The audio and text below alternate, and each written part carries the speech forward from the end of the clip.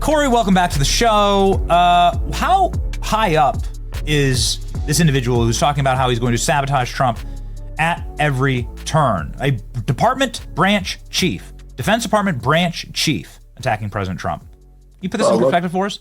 Yeah, it's very high. I mean, you're talking about something that's nearly like an assistant secretary of defense type position. You're talking about, just below the criteria and thresholds of what you'd probably need for a Senate confirmation type hearing. So, yeah, I mean, definitely could help to thwart efforts, definitely could be a disruptor within the Department of Defense, and certainly not what our Secretary of Defense, Pete Hegseth, needs. I mean, look, I hate to say it, but look, we're in the first 100+ days. We're still having to clean house from all the deep state rats. We're still having to go after those who are implants and who are career bureaucrats who don't want to see the America First agenda to succeed. That's within the Department of State, that's within the FBI, that's within the Department of Defense, and that's certainly across the entire whole of government. And so we're going to keep weeding these people out. We're going to keep finding them. But look, here's the deal, Benny. The more that individuals like myself keep coming after them, you watch. Whether it's my trip to Syria to try and get fact-finding missions, whether it's rescues that I've done, whether it's my defense of Secretary of Defense Pete Hegseth, whether it's the promotion of the America First Trump agenda, watch how quickly the fake media starts to attack guys like me, like Eli Crane, like Andy Biggs. We saw what they did to Matt Gaetz and others. I mean, the bottom line is that we have to keep exposing these individuals if we want to see America succeed. So what should happen to somebody like this? I mean, it's one thing to have, it's one thing to have like a bad FBI agent, or we didn't like how he prosecuted the January 6th cases. It's a different thing when you're inside of a military command, right? And you're saying that I'm going to actively sabotage the commander in chief? Well, first off, he should be immediately removed from his position and under investigation. There should be a hearing that is conducted with regards to armed services. There should be a dismissal of this individual who's admitting to sabotage or to try and thwart the efforts of the America First agenda. And here's the thing. Why would an individual who claims to be so patriotic want to stop the Secretary of Defense, who's done a great job going after our enemies like the Houthi rebels, who's rebuilt the morale of the military and gotten recruitment numbers up, who's ridded the military of diversity, equity, inclusion, the most divisive policy under the Obama and Biden administration for meritocracy? Why would you want to do that unless what you're trying to really do is be that deep state in bed who's trying to destroy America? That's not patriotic. No. So again, as a military man and a veteran of how many years of service? I spent almost 5 years in the military, and then spent another roughly 5 years with State Department, and then did a little work with the agencies and also with USAID. So little work with the agencies. We know what that means. So you're well familiar of what happens if you sabotage the chain of command. I mean, this should be some major penalties, right? I mean, there's certainly penalties that should come down on this. I mean, this should be something that could be potentially under a criminal charge and trial. I mean, this is an individual who's pled an oath, who's actually signed up, and who knows, if an individual is so willing to sabotage, I'd be interested to know what his actual level of clearance is and what he may or may not have released. I'd like to know whether or not there is certain classified information that he's been willing to divulge. And so there's so much to this. And again, this goes back to even the attempted assassination stuff, right? When you start peeling that onion back, you never know what you're going to find. And it just gets deeper and deeper. And so I think that a full investigation into this individual, his clearance levels, the level of information that he has, and how far he was willing to go could reach the levels of treason. It's crazy. We are the only people who have really pressed Kristi Noem, who we think is doing a great job, on the assassination. And she said, well, we're not sure if he was acting alone.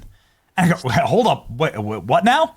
And well, the good thing, though, is that we've actually had some further meetings, and we're waiting to get some information out. But myself and Eli Crane did meet with ODNI.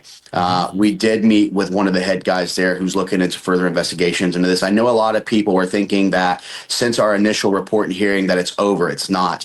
We've just been waiting on the administration to get in place so we can actually get access to the necessary documents, information, so we can continue to go ahead and get into this. We are far from over from our investigation. Congressman Crane and I literally sat in ODNI ODNI 2 weeks ago, made requests for information, and also from the IC communities. Our director of national intelligence has been very interested in trying to dig into this with Tulsi, as well as for Joe Kent, who's an amazing American and patriot, former special operations guy, CIA, knows the information in and out, ran for Washington 3 against Herrera Butler.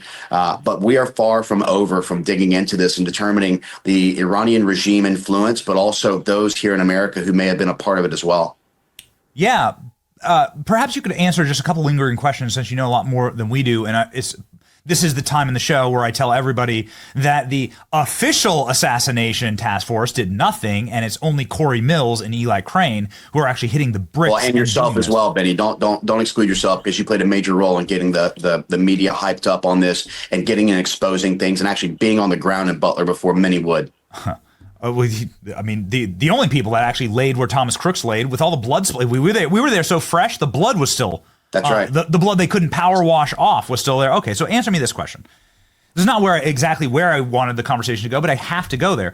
We have this new footage of Matthew Thomas Crooks speaking on his cell phone, like doing a FaceTime call, man. We see him on his phone right before he shoots the president. We know he has all these encrypted apps. We know that the government can get into those apps. We know they can get into his phone. We have never seen photos of his bedroom. We don't know what books he was reading. We don't know anything about him. We know more about Shannon Sharp's DMs with an OnlyFans chick than we do about the guy who nearly caused a civil war in this country, right? And the end of Western civilization as we know it. This is really critical, and it's starting to piss me off. Now we're starting to see a little bit of revelation. I'm going to try and connect something here. I don't know if it works. Tell me if it works. We have little bits of revelation about Ralph and about other potential assassinations of President Trump that were in the works. There seems to be some major ties to Ukraine or the Ukrainian military. There was another dude that was just nabbed for killing his parents and then working with a Ukrainian number, according to the DOJ filing. This is a Wisconsin kid who's going to try and fly a drone and kill Trump. And we're starting to see this like sort of coalescing of a connection with this overseas influence trying to influence Americans to murder Trump. That's the pattern that's being created. Does that pattern apply to Matthew Thomas Crooks? Well, I think that it very well could. Again, what we don't know is what we don't know. And I think that if we looked back into it, you also had a Pakistani native who traveled to Tehran, who then traveled and crossed through the borders, and then also went into Houston, Texas, where he was questioned by the FBI and released, who had a hit list of not just President Trump, but others. And that was obviously an Iranian plot as well from the regime.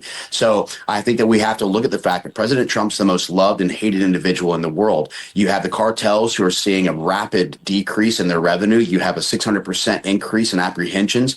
You've got the borders, which have been secured thanks to President Trump. You've got an expansion of the Abrams Accord, which is disrupting the Iranian regime, the Ayatollah and the Quds Force and the IRGC. You've got people who are not wanting Middle Eastern stability, which the president has been pushing for. You've got Ukrainians who don't want this peace deal. You just heard Zelensky make a comment about Crimea.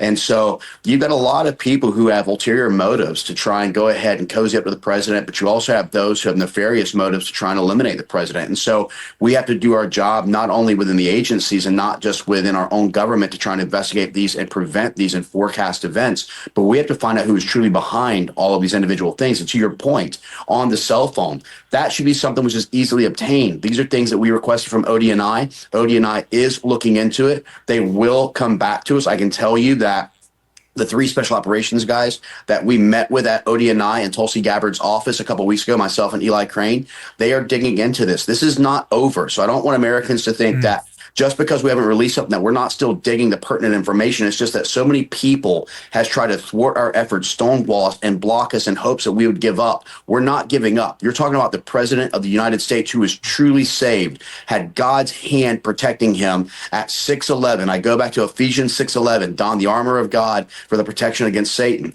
And so we have to look at the fact that we are going to continue to push forward. I know, I myself as an elected official, I'm tired of hearings. I'm tired of, we just need more information. We just need more evidence. We just need to go. We need accountability and start going after people. But in this case, we truly do need to get the additional information so that we can find out whether a malign state actor or non-state actor was behind this.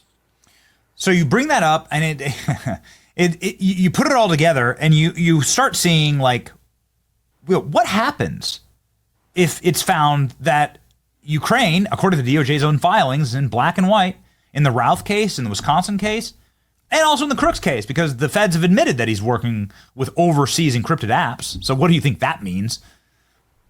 What happens if you find out that there's an element inside of the Ukrainian military that was trying to kill Trump? Well, again, I think this is something for our national security advisor, for our counterterrorism teams, Odie and Nye, and the president of the United States to look at. I'm sure that there would be certain diplomatic channels and certain types of actions that will be taken as regards to sanctions, tariffs, other types of things of trying to attack a world leader. I'm not going to go and get ahead of my skis here and ahead of the president on what would take place. I'm sure there's too many classified information pieces I'm not privy to at the moment that would give me an indication of where we're going. But what I will say is that we know very well that this president takes action. He's not about talk and rhetoric. And so if we find that there is an actual state actor who's responsible for this, I'm sure there'll be consequences to pay. So what about state actors inside of the federal government? I just want to loop back here to this new video from OMG Media and James O'Keefe, where this guy is dead to rights. And James O'Keefe, by the way, what an amazing guy on investigative journalism. Between him and Laura Loomer, I'll tell you, we've got two of the best within our side. Truly. And again, getting results. I mean, what matters is actually the real world results and getting the bad people out and getting consequences. Right. So if you have somebody who's this willing, who's like on a hinge date, right?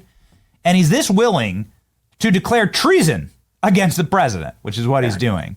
Yeah. At what point do you have to just rewind the clock back and be like, of course they could create like a splinter cell and try and kill Trump? I mean, if they're willing to say this kind of stuff on a date, then what are they willing to do professionally? Well, and that's just one individual who's willing to speak. How many are actually smart enough to understand tradecraft who are still trying to lay in the shadows? Right. How many are actually continuing to try and pretend to play the game, wear the MAGA hat, and yet go ahead and wear that false flag operation where they're actually trying to impede in operations? I mean, I saw this in the first administration. I went in, I was originally supposed to be the Deputy Assistant Secretary of Defense for Special Operation Low Intensity Conflict. And I can tell you that the Mattis crew who continued to interview me did everything they can to prevent that from actually taking place because they knew that I was very pro-Trump and pro-America first in the agenda. So he had people, even in the first administration, working diligently against him. There is no doubt that those individuals, especially this early into the administration, that there's enough of these deep plant bureaucrats. Look, I want to put this out. We talk about term limits for members of Congress, and I fully support that because we understand it's not meant to be a career. But I'll tell you, we need to start looking at term limits for these bureaucrats who are unelected, officials who are basically thinking they have actual lawmaking authority. We need to talk about the staffers on the Hill who bounce from one office to the next office to the next office, carrying their own ideological beliefs and their own political, thought and process through. It's actually led to the continuation of insanity, right? Which is the definition of doing the same thing over and over and not getting a different result. So I think there's a lot of deep state cuts that need to happen. The only way we do that is to eliminate a lot of the bureaucrats here in D.C., to eliminate the Department of Education, to return to the individual states, to go to the idea of a pre-17th, pre-16th Amendment, where we go to the tariffs, where, again, that's what President Trump understood from roughly 1780 to 1860. The federal revenue was supplied by tariffs. By 90% of the revenue was just tariffs. And then we started taxing the American people so we could feed the greed and agenda, just like we did with the 17th Amendment, in 1913 under Woodrow Wilson. I'll bore someone for a minute. Our U.S. senators used to be elected by our state legislators. That protected our 10th Amendment state and individual rights, because then the state legislator could say, hey, Senator, do you like your job? Because if you vote on this, you're disenfranchising the states and individuals. We're going to remove you. Well, then they said, why should politicians elect politicians? And they allowed we the people to go ahead and elect our senators. And what did you see? A hockey stick-like trajectory of federal growth on bureaus, on agencies, on departments. There was no more checks and balance. Disenfranchisement of our 10th Amendment rights. That's where the deep state started to grow, was under Woodrow Wilson. We have to get control of that once again, return the power back to the states, back to the individuals, and away from the D.C. bureaucrats and the D.C. federal officials. So, final question here, Congressman, to that exact point that you just made. The only way to not have this system of a deep state that sabotages every administration, but certainly the ones that they don't like, is consequences. Right. Tulsi Gabbard finally coming through with, and we know this kind of stuff takes time. We know there's a lot of frustration with people, and maybe you can speak to that in this answer. And again, first 100 days. Let's put it into context of how early we are. That's exactly right. Here's the headline: Tulsi Gabbard. We have final referral from the Intel Committee, from the intelligence world, for leakers for criminal prosecution. Tulsi Gabbard says, I'm going to see to it that they are criminally prosecuted. That's right. Good. Shackles, orange jumpsuits. We'll do a live stream about it, right? Everyone needs to see it. This is obviously the right move. There needs to be, I think, a lot more of it. You're from the Intel world. You've worked inside of this world. Can you tell me what kind of an effect is this going to have? Well, it's going to have a massive effect. And I mean, we're already seeing it where within Fort Meade alone, you're starting to see a lot of people who are resigning, who are retiring, who are going away. They know that accountability is coming. You're starting to see this even with Kash Patel and the FBI, where right before he even stepped onto the job, you had so many people who are resigning. Let's not forget that Peter Strzok and Page, who basically were plotting against the president for trying to utilize Crossfire Hurricane. Look, there's a lot of deep state stuff that's going on, but it's being cleaned up. And I'm thankful we have people like Attorney General Pam Bondi, who's willing to prosecute. You've got Tulsi, who's going after it and making sure she cleans it up. You've got Kash Patel and the FBI. You've got Pete Hegseth, who's going to clean up the Department of Defense and get our armed services back to what it used to be. You got Marco Rubio, who's reestablishing America on the world stage to be the global world leader. And you got President Trump, who's holding our adversaries accountable, strengthening our allies, and guaranteeing that our borders are secure, so no more angel families, and we can prioritize the America First agenda. This is what we're talking about. Then you got John Ratcliffe, who used to be DNI, who's in charge of the CIA, who's leading it. You got guys like Joe Kent, who are true operators within the actual ODNI. You got Mike Waltz, a former Special Forces colonel who has led the way, who's sitting in the National Security Advisor. You see the cabinet that President Trump has put forward, and it is to eliminate deep state, but it takes time. And these individuals have been hiding for decades. They are not easily rooted out, but we are coming after them one by one, and we will methodically make sure that we return the powers back to we the people. Good. You just need a couple baddies with hidden cameras, and I think you'd rid most of them. That's all. Congressman. Well, we don't need all these task force. All you need is James and a couple of 4 to 5s. Yeah. I'll tell you what, it worked against Swalwell, didn't it? That's right. Oh man, it's too easy, and you check that guy's mentions. That's just something that'll stick forever, right? You check the guy's mentions, and it'll be permanently there.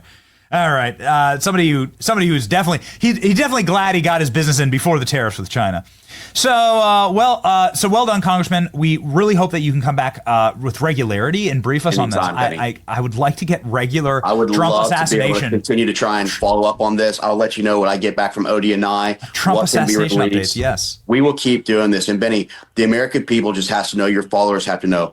And I understand it's a very slow process, but there's so much to uncover. These people have hidden for decades within the system and in the bureaus. We are uncovering that. We are digging for information. We haven't stopped. Eli Crane hasn't stopped. Know that they're going to attack us. Know there's going to be false reports. Know we're going to get fake media hits constantly, but it's because we're doing our job. But I won't stop fighting just because they keep attacking me. Badass. Thank you, Congressman. Everybody follow Thank you, Corey Benny. Hills. Appreciate you, brother. 250,000 followers. Man, that following shot up, man. You, dude. Which means I'm a bigger target now. That's exactly right. Let's go. Thank you, Congressman. Godspeed. Thank you.